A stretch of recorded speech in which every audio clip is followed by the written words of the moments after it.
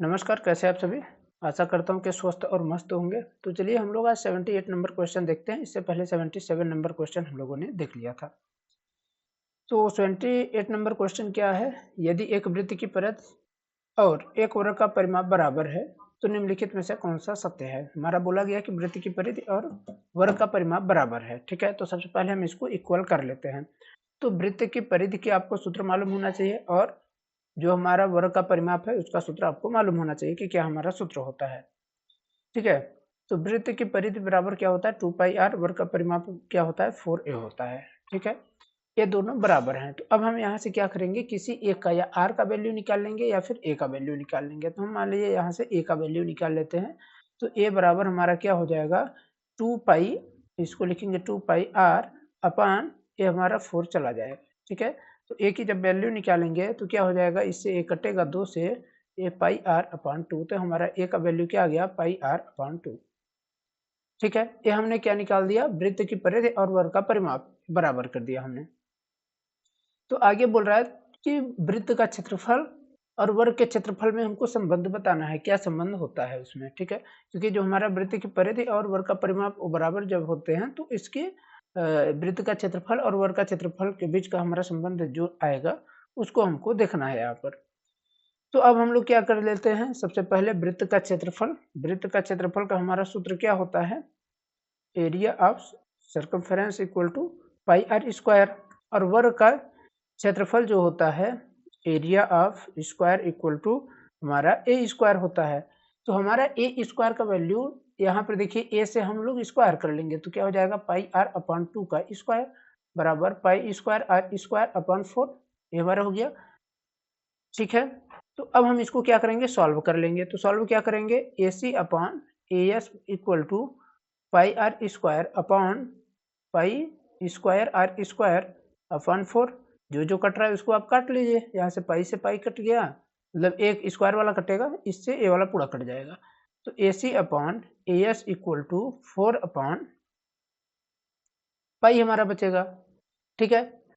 तो अब हम जब इसको सॉल्व करते हैं तो 4 अपॉन पाई और इसका क्या वैल्यू आ जाएगा, आपको मालूम है पाई का वैल्यू हमारा क्या होता है, पाई बराबर 22/7। 22/7 का मतलब क्या हो गया, 3 दशमलव कुछ आता है, ठीक है? 3.14 ये हमारा पाई का वैल्यू निकल आता है। तो यहाँ कर लेंगे A C upon A S equal to, यहाँ पर हमारा 4/3:14, ठीक है?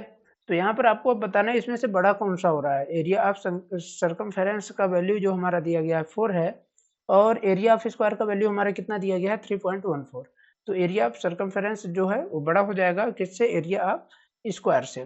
तो हमारा सही उत्तर क्या हो जाएगा, एरिया ऑफ स्क्वायर से बड़ा हो जाएगा एरिया ऑफ सर्कमफेरेंस। सर्कमफेरेंस और ये हमारा एरिया ऑफ स्क्वायर, तो ये हमारा ऑप्शन नंबर बी सही होगा, ठीक है? चलिए अगला क्वेश्चन है। अगले क्वेश्चन को देखने से पहले हम यहाँ पर थोड़ा सा इरेज कर लेते हैं।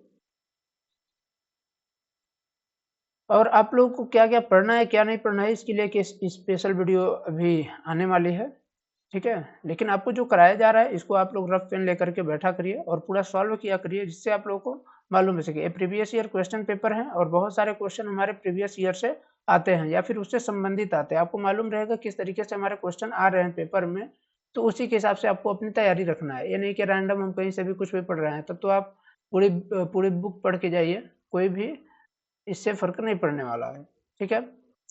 तो इससे क्या हो जाता है प्रीवियस ईयर क्वेश्चन पेपर करने से, कि हमको एक सामान्य आइडिया मिल जाती है कि हमको किस तरीके से आगे की पढ़ाई रखनी है और किस तरीके से हमारे पेपर आ रहे हैं। तो हमारा जो 79 नंबर क्वेश्चन है, तो द्विघात बहुपद हमारा दिया गया है, इसके शून्यक यहाँ पर निकालने हैं। तो ऑप्शन नंबर ए बोल रहा है दोनों ऋणात्मक, ऑप्शन नंबर बी दोनों धनात्मक, ऑप्शन नंबर सी एक धनात्मक एक ऋणात्मक, ऑप्शन नंबर डी दोनों बराबर हैं। तो यहाँ पर हम देखेंगे द्विघात बहुपद जो दिया गया है, इसमें हमारा ए का वैल्यू क्या दिया है, बी का वैल्यू क्या दिया है, सी का वैल्यू क्या दिया गया है। तो यहाँ पर कुछ नहीं है, इसका मतलब क्या हो गया, ए बराबर 1, बी बराबर 99 और सी बराबर 127 दिया गया है। अब हम लोग क्या करेंगे, हम लोग द्विघात का सूत्र रख करके इसको सॉल्व करेंगे। तो क्या होता है, एक्स बराबर minus b plus minus root of b square minus 4ac upon 2a। इस फार्मूले को रखेंगे तो यहाँ से हमको डायरेक्ट पता हो जाएगा कि हमारा जो दोनों का मान आता है वो क्या रहेगा, ऋणात्मक या धनात्मक क्या आता है, यहाँ से देखेंगे। माइनस बी का वैल्यू क्या है आपका 99, minus 99 plus minus root of minus 99 का स्क्वायर आपको करना है, सॉरी 99 का स्क्वायर, तो आप यहाँ से 99 का स्क्वायर कर लेंगे, माइनस 4 ए और सी का वैल्यू कितना दिया है 127, 4 इंटू 127।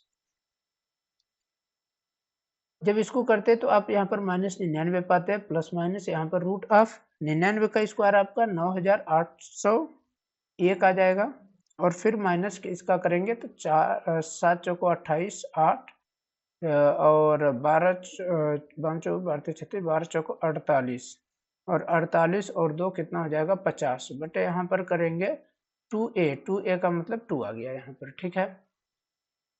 x का वैल्यू यहाँ पर 99 आ गया, माइनस 99 प्लस माइनस रूट में आप इसको करेंगे, और यहाँ पर जब इसको सॉल्व करते हैं इसमें इसको जब माइनस करेंगे तो हमारा क्या बचेगा, यहाँ 8 3 11, और फिर क्या बचेगा, फिर यहाँ 9 बच जाएगा, और फिर क्या हो जाएगा यहाँ पर 3 बचेगा, सॉरी 2 बचेगा यहाँ पर, क्योंकि इससे एक उधार लिया है, 2 बचेगा, और यहाँ पर आपका क्या बचेगा 9 बचेगा, ठीक है। हाँ 9 और 2 यानी 92 93 इसका आ रहा है, बटे 2 आ जाएगा यहाँ पर।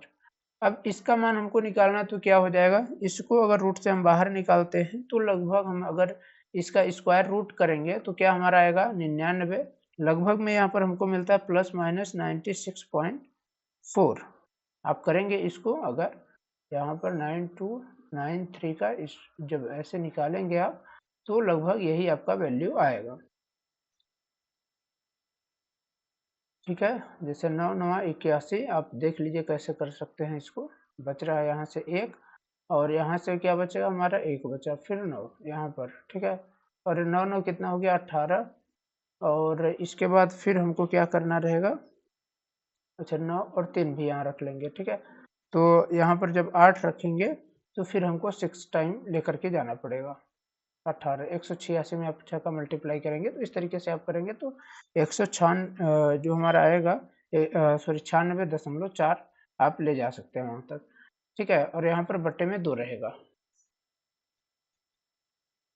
अब इसको हम यहाँ पर कर लेते हैं थोड़ा सा, इस चीज़ को बहुत अच्छी तरीके से समझिएगा, क्योंकि आप यहाँ पर 2 मेथड का उपयोग कर सकते हैं, एक तो ए मेथड हो गया, दूसरा आप यहाँ पर जो मल्टीप्लिकेशन एंड एडिशन वाला मेथड है उसको भी आप कर सकते हैं, ठीक है। जैसे अल्फा प्लस बीटा वाला, अल्फा डॉट बीटा वाला, लेकिन इसमें आपको क्लियरिटी नहीं आ पाएगी। यहाँ पर जो आपका वैल्यू निकलेगा एकदम क्लियर वैल्यू निकलता है, क्योंकि उसमें आपका एक प्लस एक माइनस आता है, फिर बच्चे वहाँ पर कन्फ्यूजन में आ जाते हैं, ठीक है। यहाँ पर करेंगे आप 99 हो गया, और प्लस माइनस तो 99 हम एक बार प्लस लेते हैं, प्लस आपका 96.4/2 हो गया, और दूसरा जो हमारा वैल्यू निकल के आता है क्या हो गया माइनस 99 और फिर 96.4/2 हो गया, ठीक है। जब इसको हम लोग करेंगे तो ये हमारे माइनस माइनस के चिन्ह है तो जुड़ जाएंगे, और हमारा वैल्यू क्या आ जाएगा 195.4/2। इसको जब हम आगे सॉल्व करेंगे तो हमारा 97.7 के लगभग आ जाएगा, 90 माइनस में ही रहेगा 97.7, और इसको जब हम लोग सॉल्व करेंगे इस वाले को तो हमारा क्या आ जाएगा, यहाँ पर अब माइनस में है बड़ी संख्या, एक छोटी संख्या प्लस में है, तो यहाँ पर हमारा 2.6 आ जाएगा वैल्यू, लेकिन माइनस में ही आएगा, 2.6 को 2 से डिवाइड कर दिए 1.3 आ जाएगा, ठीक है। तो 1.3 यानी ये भी वैल्यू जो है हमारा माइनस में 1.3 आ रहा है, और दूसरा वैल्यू हमारा 97.7 आ रहा है हमारा, किसमें, ये भी माइनस में ही आ रहा है, ठीक है। तो आप इस तरीके से कर सकते हैं, तो हमारे यहाँ पर सही उत्तर क्या हो जाएगा, ऑप्शन नंबर ए दोनों ऋणात्मक सही हो जाएगा,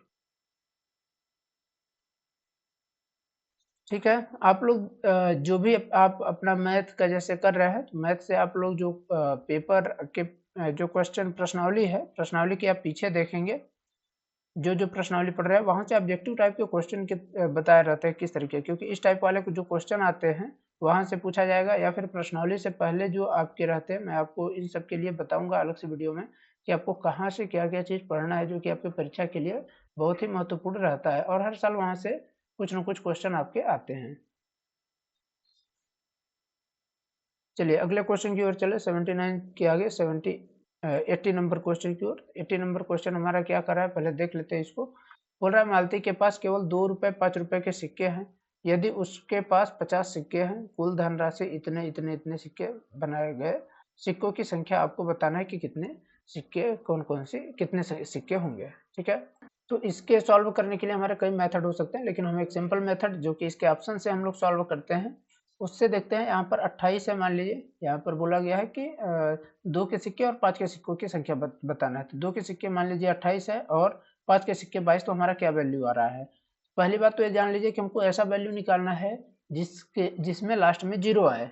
ठीक है, तो पहली बात 8 दूना 16 करेंगे तो लास्ट में 6 आ जाएगा, और 5 दूना 10 तो 0 और 6 करेंगे ऐड, मतलब डिजिटल सम से अगर यूज करें तो यहाँ पर ये हमारा 6 आएगा लास्ट में, जो कि ये हमारा नहीं है, 0 आना चाहिए। तो ऑप्शन नंबर ए तो हमारा गलत हो गया।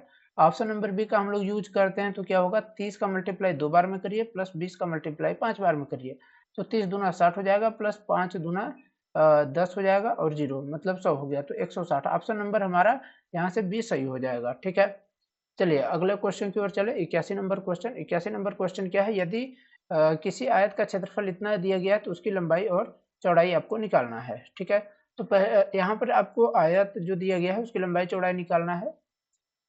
तो इसको चुपचाप हम लोग सॉल्व कर लेंगे। 25 x square minus 35 x plus 12, इसका यूज करके हम लोग इसको सॉल्व करेंगे।